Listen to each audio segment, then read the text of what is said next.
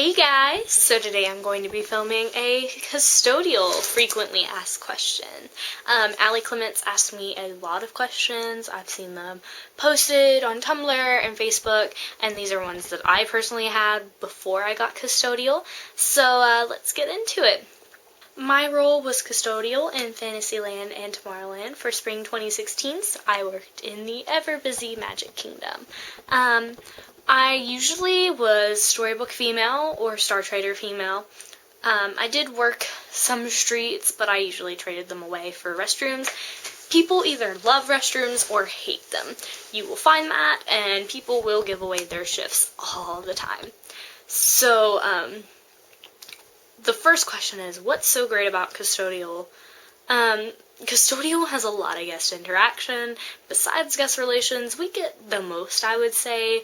A lot of times my job was mostly talking to guests, telling guests how to get places, giving guest recommendations on rides, things like that. I don't know, I really liked custodial. We're also kind of the unsung heroes of Disney. You have a lot of freedom. You keep the park looking as magical and show-ready as possible, and you become a really close, tight-knit family with the people that you work with. The next question is, were you upset getting custodial? Initially, I was. I really wanted attractions for some reason, or Bibbidi Bobbidi Boutique, which is really, really hard to get into. But I had already been denied for fall, so when I did my interview for spring, I was like, they asked me if I'd be okay with custodial, and I was like, listen, I will take any job that Disney gives me. I just want to do the program. I really want to be able to do this. I said, if it means being custodial, I'll take it.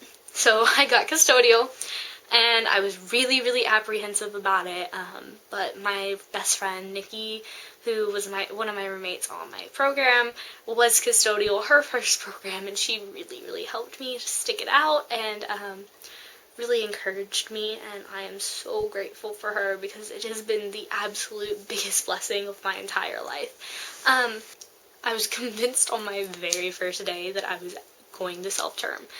I hated it. And then my coworker, Vince, helped me out a lot, and so did my coworker, Kara, who are now both really good friends, and I ended up falling in love with it. And by the end of the first week, I absolutely adored my job. I found my rhythm with where I was, and really got to know people. So if you're upset about your role, and this applies to any role, if you're upset about your role, go into it with an open mind. Please, please, please, just give it a chance. I went in with semi-open mind, was upset, didn't really like it, had some people help me out, show me around, give me tips, and ended up loving it. And I absolutely recommend custodial to any and everybody. It is such a great job. It's such a fun role. So in any role, really, if you're not the happiest about it, give it a chance before you absolutely shut it down. It was one of my lowest interest positions. The role isn't your first choice. Don't get discouraged. It was one of my lowest interest roles. Ended up getting it. Absolutely loved it. And absolutely, in my last interview, was like, I really want custodial again. I really want to be back in custodial. And then, of course, I gave a preference for where I wanted to be. So I couldn't imagine my life without being custodial, so I really just recommend giving it a shot if you're really discouraged about or on the fence about being custodial. The next question is, what are the hours like? We're guaranteed 30 hours a week. That's part of our contract as CPs. If you don't get 30 hours on a schedule drop unless you've requested specific time off, then you can talk to a leader and they'll fix your schedule for you so you have the 30 hours. Now, for parks, it's easier to get hours, and for Magic Kingdom especially, it's easier to get hours. I don't think I ever worked anything under 40 hours. I, on average, would work 40 to 45, sometimes more if it was a busier weekend, so it just depends on your location, but we do get pretty good hours, I'd say, especially in the parks. What do I do about tattoos is the next question. If you have tattoos that are covered by short sleeve shirts or t-shirt, and if your tattoo can be covered by shorts or pants, you're fine.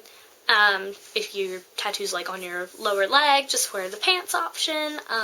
If it's not able to be covered by those, then I recommend getting sleeves. I know a lot of my coworkers did that, because you can't have visible tattoos, and makeup probably isn't the best idea for custodial. So if it's on your arms, I'd recommend sleeves. What does costuming provide, and should I invest in shoes, a watch, or a water bottle? So costuming gives you a shirt. They have two different options. This is strictly parks. I'm not sure what resort costumes look like for custodial. So they give you a shirt. They have a regular button-down shirt option, or for girls they give you the option for a smock top, which was a little bit more form-fitted and had pockets in it, so I didn't wear a pouch with it. They give you shorts or pants. During the colder months they give you a jacket, a belt, and a pouch that clips onto your belt. A hat, there's two different styles, a ball cap and then like a straw kind of hat that's white. And they also give you shoes. You don't have to purchase your shoes because you are in a safety critical role, so they give you non-slip shoes for free. You also do not have to purchase a water bottle. They do give you a water bottle that attaches to your belt loops. I recommend a small carabiner that's in neutral colors because it's really, really hard to get the clip to undo from your belt pocket when you first get it, because they're really stiff. So I recommend a carabiner. I know that really helps to be able to unhook it quickly. But for watches, they do not provide those. I recommend them. I have one in my stuff packed already that's Disney look, because it was easier to just look at my watch than it was to find the clock on the wall for restroom time sheets, because you'll have to use those to sign out, and it's easier than having to constantly check a clock in a break room to be able to see if your break is over or not. So I really recommend getting a watch for your program. Provide rain gear as well, so you will be provided with a giant rain jacket for rainy days. The next question is, where will I be placed, and will I have a say in where I'll be placed, and will I be there the whole program? So you won't know where you're going to be placed until you actually get down there for check-in. On check-in day, on your itinerary, they'll give you a little sticker, and it'll say, so mine said Day Custodial East, which just means that you're not working third shift, which third shift is a special custodial type on its own. The second part of the question, will I have a say? You can give a preference, but it's not a guarantee that you'll be placed there. I obviously told them that I really, really, really would like to be placed back in Magic Kingdom, and preferably in the East. But you could be placed in a park, a resort, or at Disney Springs. You will be there for your whole program, but you can get deployed to a different park or area for a short period of time, and you can pick up shifts in different areas. So that's really nice that you can pick up in other areas. I know I worked in the West a couple of times, even though I was in the East, and picked up at ESPN. You can also be placed at ESPN. I forgot that one in the list, but I picked up a shift at ESPN a couple of times, studios a few times. So as long as you have your proficiencies, you can pick up pretty much anywhere. Should I wear something under my costume? I wore compression shorts and a tank top just because some of the costumes are more sheer than the others because they've been washed more.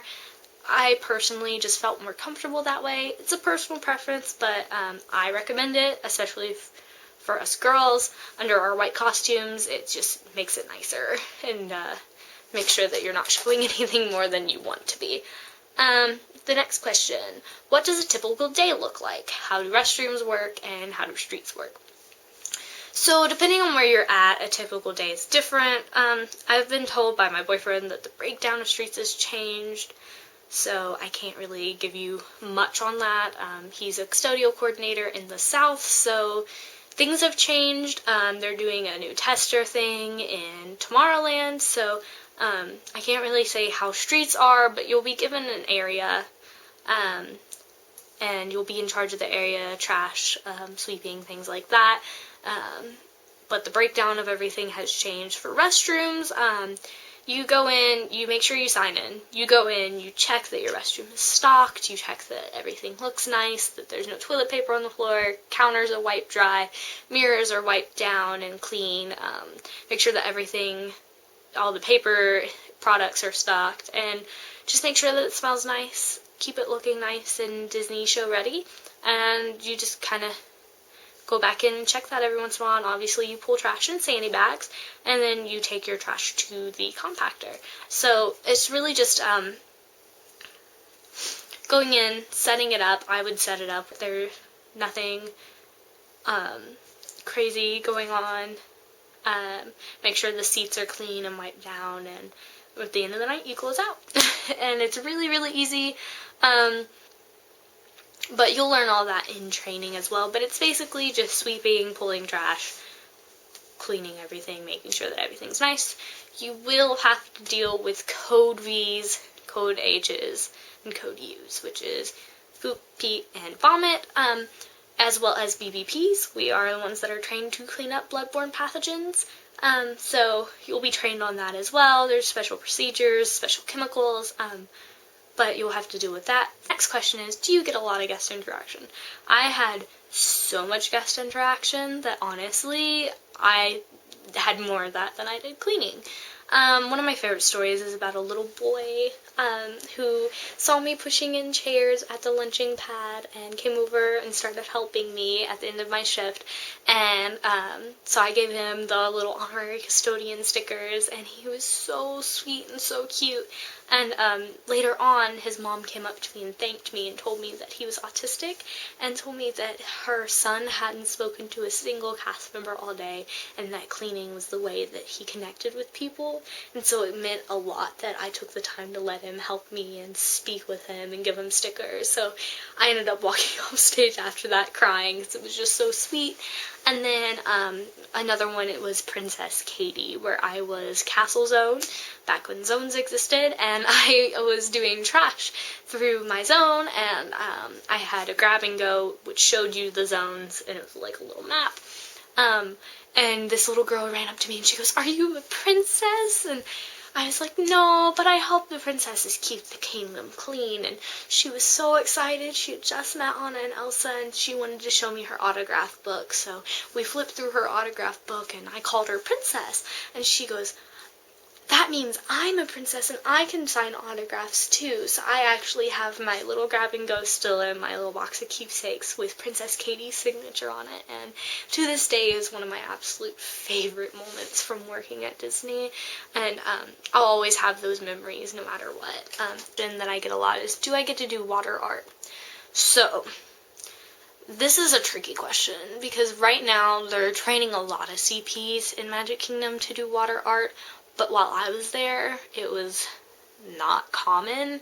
A lot of people I know that have been working for the company for a while have just now gotten water art trained, so it really is just hit or miss. You can sign up for it, you can ask for it, and it may happen, but there's a good possibility that it won't. I'm definitely going to try, because I really want to do water art, but it's not a guarantee, and up until recently, it's been very rare for CPs to get water art trained, and you can't do it unless you have the special water art trained certificate. So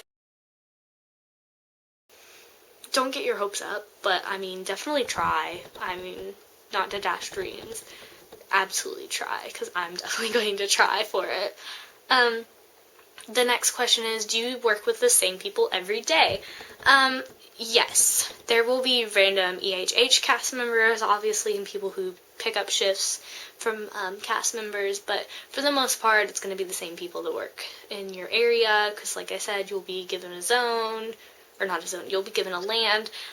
So I was Fantasyland, Tomorrowland, then there's the West, which is Liberty Square, Frontierland, and Adventureland, and then the South, which is Main Street and TTC. So you'll be given an area and you'll work with the same people. A lot of times there will be exceptions, obviously, but you'll get to know everybody, and everybody's super nice, and you'll become a little family.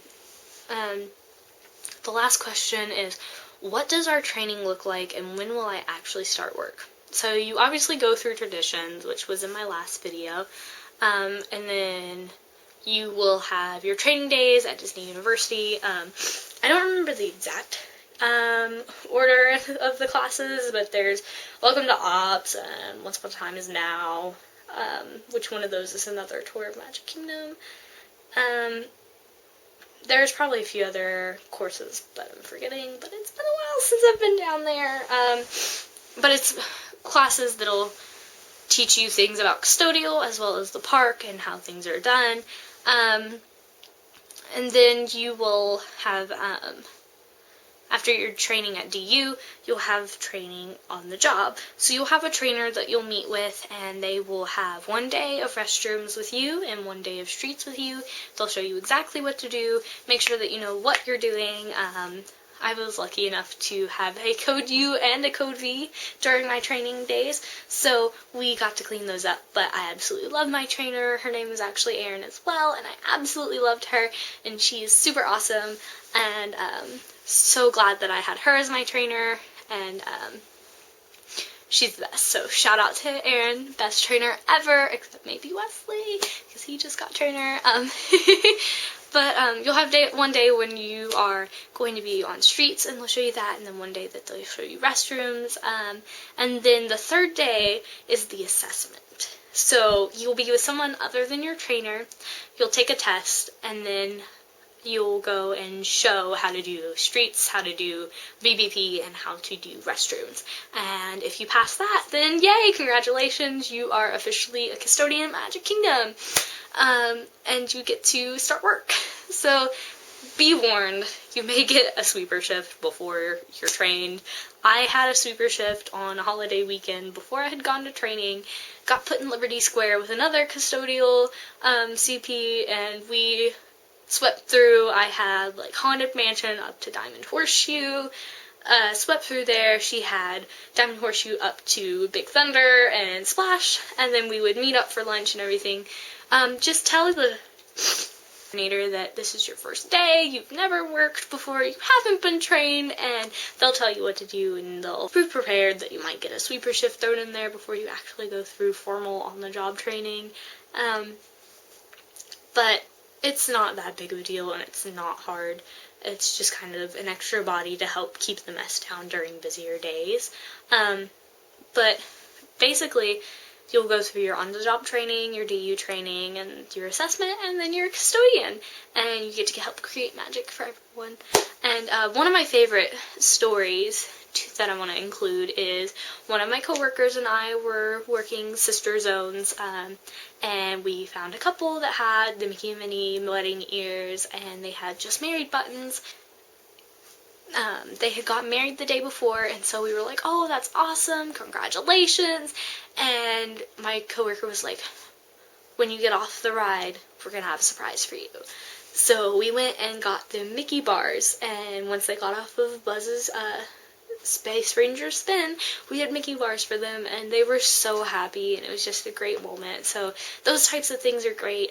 If guests drop ice cream cones, we're allowed to go and get them a new one. Guest recovery, popcorn, same thing, and it's just really sweet. I'm not gonna lie, there are hard days. There are days where you just want to be like, why did I choose to do this? I hate my job. I hate the program. Why did I decide to do any of this? But those days will pass, everything will get better, and you will end up having the time of your life and miss it so much that you'll want to come back. So, really give Custodial a chance. It's a lot of fun. It's a lot of hard work, but it's a lot of fun. And I really hope that you guys enjoy it as much as I do, because I miss it every single day, and I've never had a better job in my entire life. So,